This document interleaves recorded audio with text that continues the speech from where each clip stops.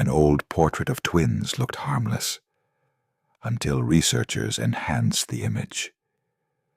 Between their shoulders, a third face emerged, one that shouldn't exist, and one that made grown men run from the room. Dr. Marcus Whitmore had always been drawn to the forgotten corners of history, which is why the basement archives of the Millbrook Historical Society felt like home to him. As the town's only professional photograph restorer, he spent his days breathing life back into faded memories, but nothing had prepared him for what he would uncover on that humid September afternoon. The elderly curator, Mrs. Henderson, had mentioned a collection of Civil War-era photographs donated by the recently deceased Blackwood family estate, but she'd warned him that most were likely beyond salvation. Marcus didn't mind the challenge. In fact, he relished it. The musty smell of old paper and the dim glow of his restoration lamps created the perfect atmosphere for his meticulous work. The photograph that would change everything was buried beneath a stack of water-damaged tintypes, its edges curled and surface clouded with age. At first glance, it appeared to be a standard Victorian portrait. Two young boys, perhaps 8 and 10 years old, dressed in their Sunday finest, and posed stiffly before an ornate backdrop. The brass nameplate at the bottom read, "The Ashford Twins, 1877. Marcus had seen hundreds of similar portraits, but something about this one nagged at him. The boys' expressions seemed unusually tense, their eyes wide, with what could have been fear, rather than the typical solemnity of the era. Their positioning was awkward, as if they were leaning away from something just outside the frame.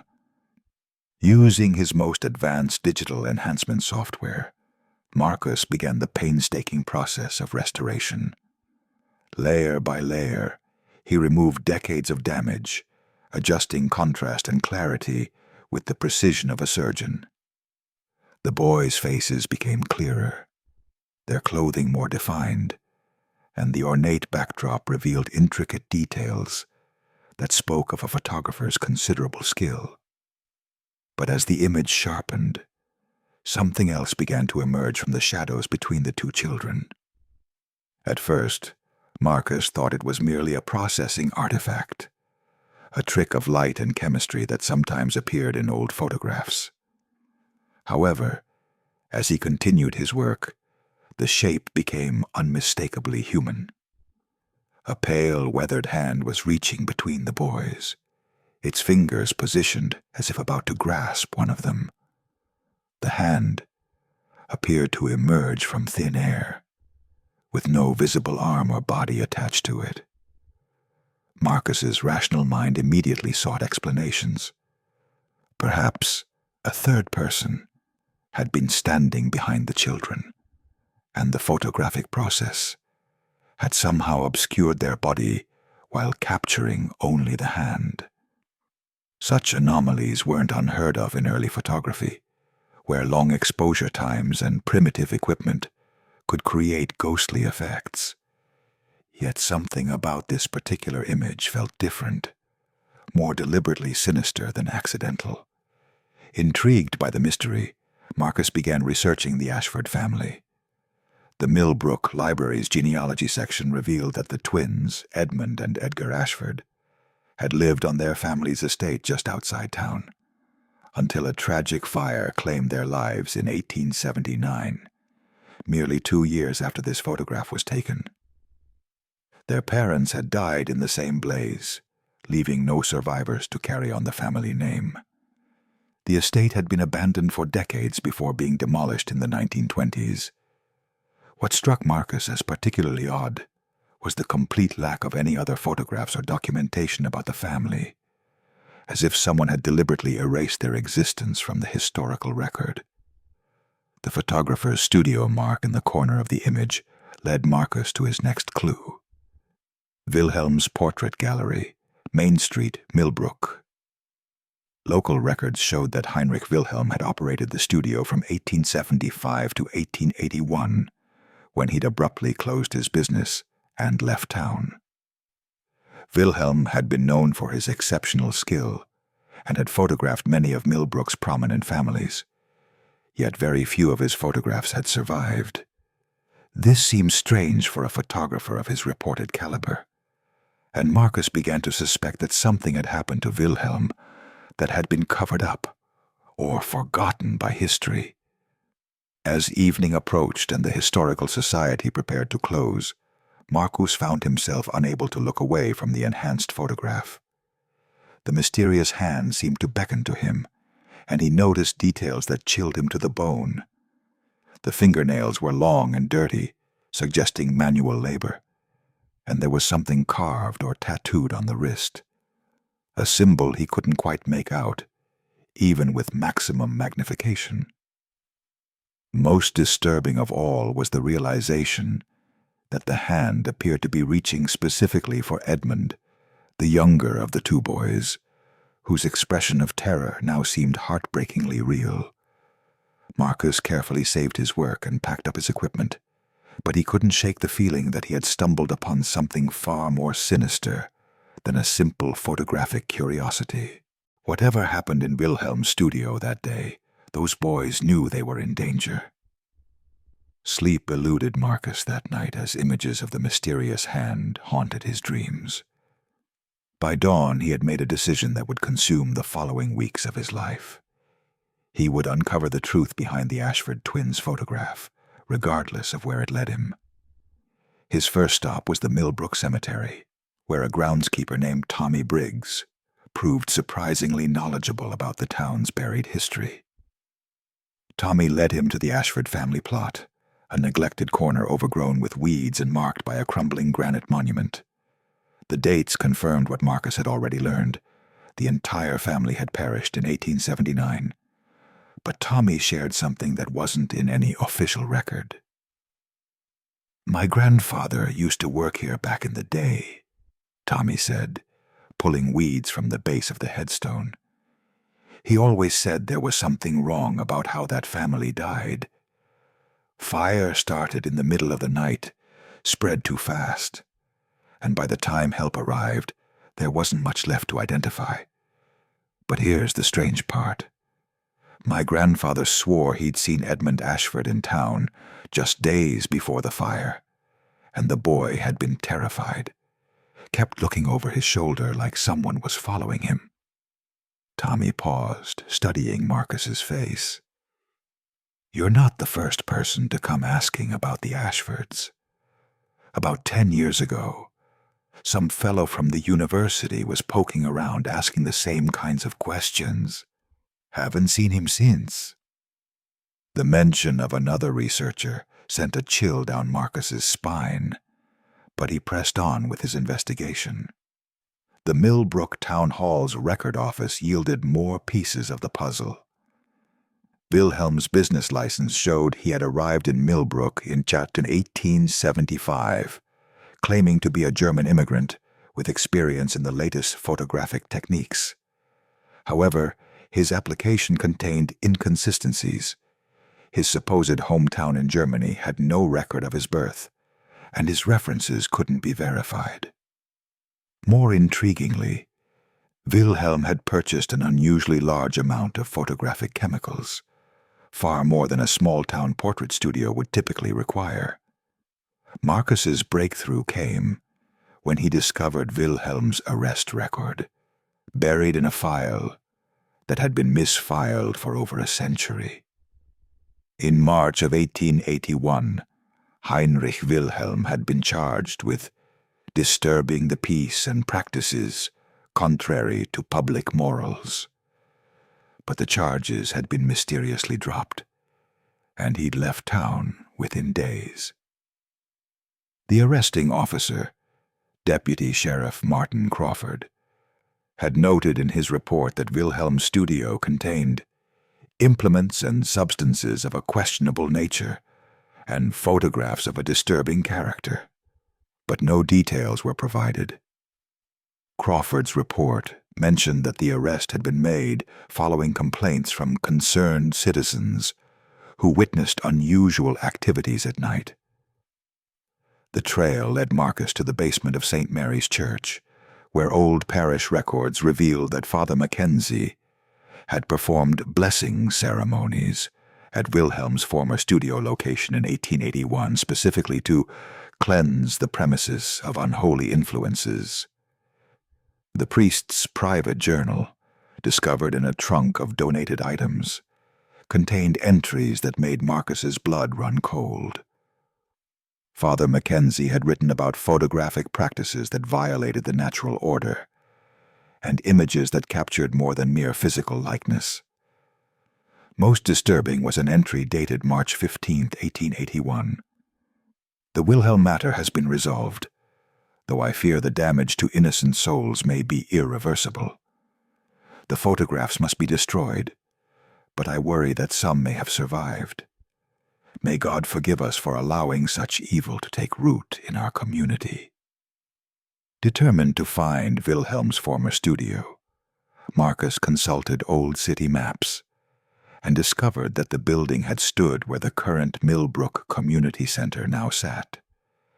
The community center's janitor, an elderly man named Pete Kowalski, remembered stories his father had told about the original building. Dad helped demolish the old place in 1925, Pete said, leading Marcus to the basement storage area. He said they found some real strange stuff in the walls, old cameras, chemical bottles, and photographs that gave everyone the creeps. Most of it got burned, but Dad kept a few things, said they might be worth something someday. Pete disappeared into a maze of boxes and emerged with a dust-covered satchel that had belonged to his father. Inside the satchel, Marcus found Wilhelm's personal camera, an ornate German-made device with unusual modifications, along with several glass plate negatives, and a leather-bound journal written in a mixture of English and German. The journal revealed Wilhelm's true purpose in Millbrook.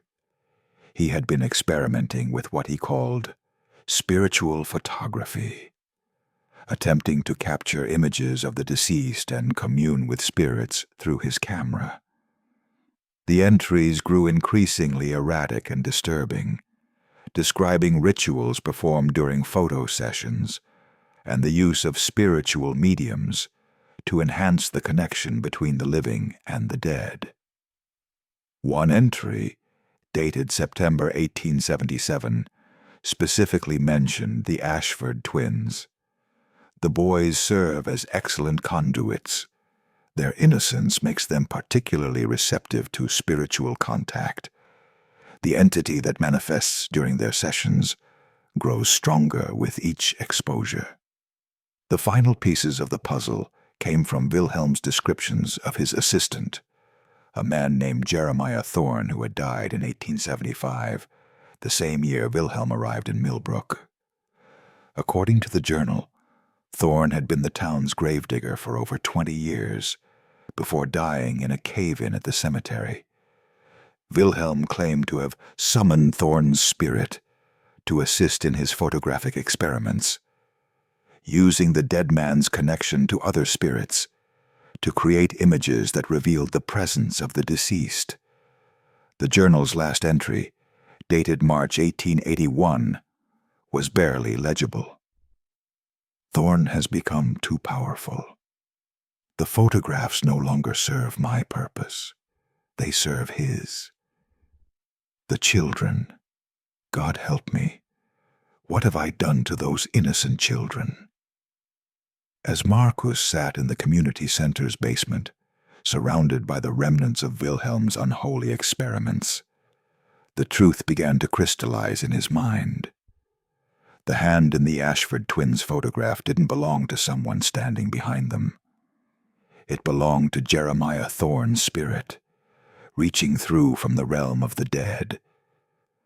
Wilhelm had used the children as conduits for his spiritual photography, and somehow Thorne's malevolent presence had become attached to them. The fire that killed the Ashford family 2 years later hadn't been an accident. It had been the final manifestation of whatever evil Wilhelm had unleashed. The dead don't rest easy when their graves have been disturbed, and those children paid the price for one man's blasphemous curiosity. Armed with Wilhelm's journal and the disturbing evidence of spiritual photography experiments, Marcus knew he needed to understand exactly what had happened to the Ashford twins in the 2 years between their haunting portrait and their deaths. His research led him to the archives of the Millbrook Gazette, where microfilm records revealed a pattern of strange occurrences that had begun shortly after the twins' photograph was taken in September 1877. The first incident was reported in October of that year.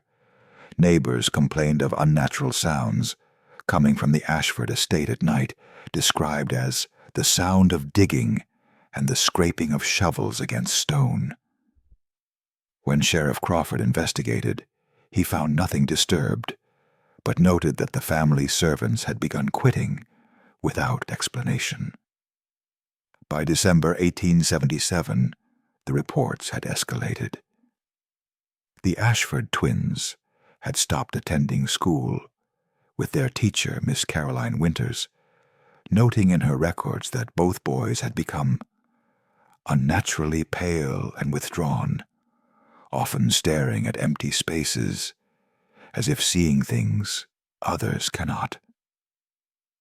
Local physician Dr. Samuel Hartwell had been called to examine the children multiple times, and his private notes, discovered in the Medical Society's archives, painted a deeply troubling picture.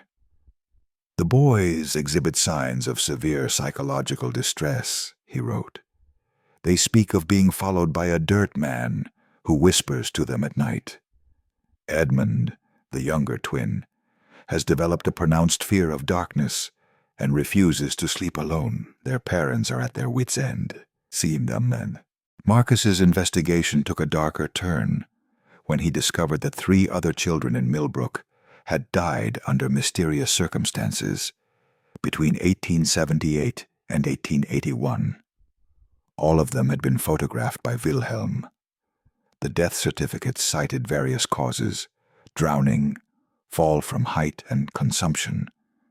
But witness testimonies buried in police files told a different story. Each child had exhibited the same symptoms as the Ashford twins in the weeks before their deaths: nightmares, claims of being followed by a dirt man, and an overwhelming fear of being alone. Most chilling was the testimony of Lucy Palmer, whose 8-year-old daughter Sarah had been one of Wilhelm's subjects. Sarah kept saying the dirt man wanted to take her to where he lived, down in the cold ground. "The night she died, I found her bedroom window open and dirt tracked across the floor, like someone had been digging their way in." The pattern became undeniable when Marcus cross-referenced Wilhelm's appointment book with the death records. Every child who had died had sat for multiple portrait sessions, and Wilhelm's journal revealed that he had specifically selected them for their spiritual sensitivity. The photographer had been using innocent children as conduits to strengthen Jeremiah Thorne's connection to the world of the living, and each session had made the malevolent spirit more powerful. Thorne, it seemed, had not been content to remain a passive participant in Wilhelm's experiments. He had begun claiming the children for himself, drawing them into death to serve him in the afterlife.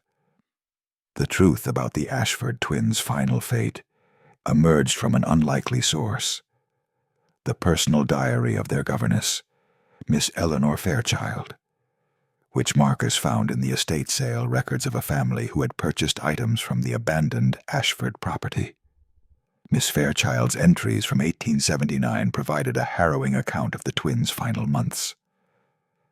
"Edmund speaks constantly of the dirt man now," she wrote in January 1879. "He says Jeremiah shows him pictures of other children who have gone to live in the ground. Edgar tries to protect his brother, but I fear both boys are beyond help. They have aged years in mere months, their childhood innocence replaced by a knowledge of things no child should comprehend." The governess's final entry, dated just 1 week before the fire, revealed the horrifying climax of Wilhelm's experiment.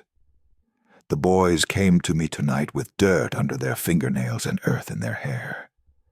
They said Jeremiah had shown them their new home, deep beneath the cemetery, where they would never be alone again. Edmund begged me to help them escape, but Edgar said it was too late. They belonged to Jeremiah now, and the fire would be their doorway to join him. I am leaving this house tomorrow. May God forgive me for abandoning them, but I cannot save souls that have already been claimed. As Marcus pieced together the final moments of the Ashford family, he realized that the fire had not been a random tragedy or even the result of supernatural intervention. It had been a calculated act by the twins themselves, driven to desperation by months of supernatural torment. Wilhelm's journal contained a ritual he called the final binding, which involved the spiritual medium passing through fire to permanently join the summoned spirit in death. The twins, manipulated and terrorized by Thorn's increasingly powerful presence, had set the fire as their only escape from a fate worse than death, eternal servitude to a malevolent spirit. The revelation that shook Marcus to his core came in Wilhelm's final journal entry, which he had overlooked in his earlier reading.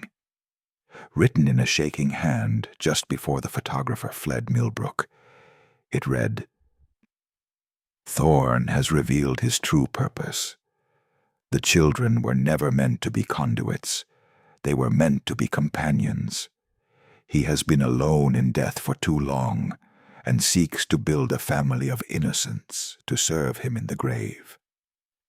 The Ashford boys will not be the last. My photographs have given him a window into the world of the living, and he will continue to claim children until someone destroys every image that contains his presence. I have created a monster, and I lack the courage to stop him." Suddenly, Marcus understood why. The mysterious university researcher Tommy had mentioned had disappeared 10 years earlier. The man had likely uncovered the same truth and had become another victim of Thorn's continuing influence. The spirit wasn't confined to the past. As long as his image existed in photographs, he retained the power to reach across the veil of death and claim new victims. The enhanced photograph of the Ashford twins, with its crystal-clear image of Thorn's grasping hand, wasn't just a historical curiosity. It was a doorway that Marcus had unwittingly restored to full power.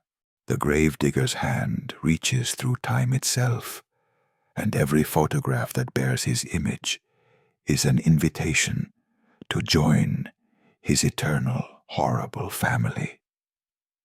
The weight of his discovery pressed down on Marcus like a physical force as he sat alone in his restoration lab, staring at the enhanced photograph that had started this nightmare journey. The image seemed different now, more alive somehow, and he could swear that Jeremiah Thorn's ghostly hand had shifted slightly since he'd first restored it. Every rational part of his mind wanted to dismiss such thoughts as products of stress and imagination, but the evidence was too overwhelming to ignore. Children had died because of these photographs, and the malevolent spirit responsible was still reaching across the boundaries of death, seeking new victims to drag into his subterranean realm.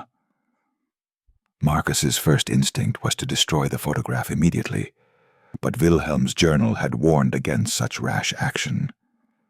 The photographer had written about attempts to burn individual images, only to discover that destroying one photograph while others remained intact had made Thorn's presence stronger in the surviving images.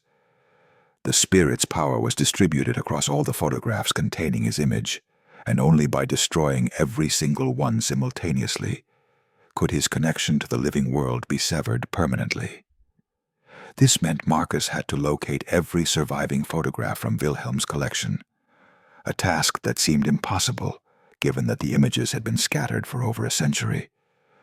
Working through the night, Marcus compiled a list of every family Wilhelm had photographed during his time in Millbrook, using genealogy records, death certificates, and property transfers. He began tracking the descendants of Wilhelm's clients, hoping to find families who might still possess portraits taken at the German photographer's studio. His methodical approach paid off when he contacted the Millbrook Historical Society's volunteer network, explaining that he was researching the work of a significant local photographer for an academic paper. Within days, he had located 7 more photographs, including 3 that clearly showed evidence of spiritual manifestations. The most chilling discovery came from the estate of Mrs. Dorothy Chen, whose great-grandmother had been photographed by Wilhelm in 1880. Mrs. Chen had noticed that her family's portraits seemed to change over the years, with shadows appearing and disappearing, and what looked like additional figures materializing in the background. When Marcus examined the photograph under magnification, he found not only Jeremiah Thorne's ghostly presence, but also the faint images of children, the same children who had died after their sessions with Wilhelm. The photograph had become a sort of spiritual prison, trapping the souls of Thorne's victims and displaying them as trophies of his supernatural power. As Marcus gathered more photographs, he began experiencing the same phenomena that had tormented Wilhelm's young subjects. He found himself waking in the middle of the night with dirt under his fingernails and the taste of earth in his mouth. His dreams were filled with visions of a gaunt figure in grave clothes, beckoning him to join a group of pale children in an underground chamber lined with photographs. The voice that whispered to him in these nightmares was patient, but insistent. "You have seen my work, Marcus Whitmore. You understand my artistry. Come and help me create new masterpieces." Realizing that his life was in immediate danger, Marcus reached out to Father Joseph Kellerman, the current priest at St. Mary's Church, and shared his incredible story. To his surprise, Father Kellerman listened without skepticism, revealing that the church had maintained secret records of supernatural incidents in Millbrook, including ongoing reports of children disappearing near the old cemetery. The priest agreed to help Marcus perform a ritual destruction of the photographs, using consecrated ground and holy fire to ensure that Thorne's spiritual presence would be completely eliminated. On a cold October night, exactly 1 month after Marcus had first discovered the Ashford twins' photograph, he and Father Kellerman gathered at St. Mary's Church with 13 photographs and Wilhelm's camera. They had spent days preparing for the ritual, consulting ancient church texts about the destruction of cursed objects and the banishment of malevolent spirits. As they arranged the photographs in a circle on the altar and prepared to set them ablaze with blessed candles, the temperature in the church plummeted, and both men could hear the sound of children crying, echoing from empty air. The moment the flames touched the photographs, the church filled with supernatural chaos. Windows rattled, candles flickered, and the ghostly figure of Jeremiah Thorne materialized above the altar, his face twisted with rage and desperation. Around him appeared the spirits of his child victims, including Edmund and Edgar Ashford, their ethereal forms reaching toward Marcus and Father Kellerman with expressions of pleading hope.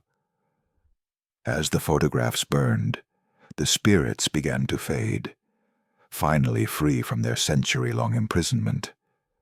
But Thorne fought against his banishment with the fury of the damned. The ritual reached its climax when Marcus threw Wilhelm's camera into the holy fire. The device exploded in a burst of supernatural energy that knocked both men to their knees, and Jeremiah Thorne's final scream of rage echoed through the church before cutting off abruptly. As the flames died away, leaving only ashes and blessed silence, Marcus felt a profound sense of relief wash over him. The nightmares stopped, the taste of dirt vanished from his mouth, and for the first time in weeks, he slept peacefully through the night. In the days that followed, Marcus documented everything he had learned about Wilhelm's spiritual photography experiments, creating a sealed record to be held by the church in case similar incidents ever occurred again. He returned to his normal work as a photograph restorer, but he never again attempted to enhance images without first researching their origins thoroughly. The experience had taught him that some mysteries are better left buried, and that the past sometimes reaches into the present with hands that should never be allowed to grasp the living. The Ashford twins' story became a cautionary tale that Marcus shared only with Father Kellerman, a reminder that evil can survive in the most unexpected forms, and that the innocent are often the first to pay the price for mankind's hubris. As he locked away his final report on the incident, Marcus reflected on the children who had suffered and died because of one man's obsession with photographing the impossible. Their spirits were finally at rest, freed from Jeremiah Thorne's supernatural prison, and their tormentor had been banished to whatever hell awaits those who prey upon innocence. Some photographs capture more than light. They capture souls, and once that line is crossed, the camera becomes a window that monsters can crawl through. The mystery of the Ashford twins has been fully resolved. Heinrich Wilhelm, a photographer obsessed with spiritual communication, used innocent children as conduits to summon the spirit of dead gravedigger Jeremiah Thorne. Thorne's malevolent presence, captured in the photographs, had been claiming child victims for over a century.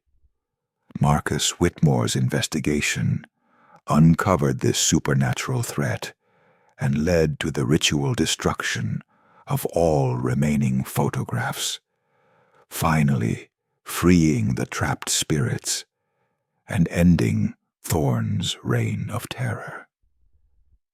The photographer's blasphemous experiments have been stopped. Justice has been served for the child victims, and the community is safe from further supernatural predation.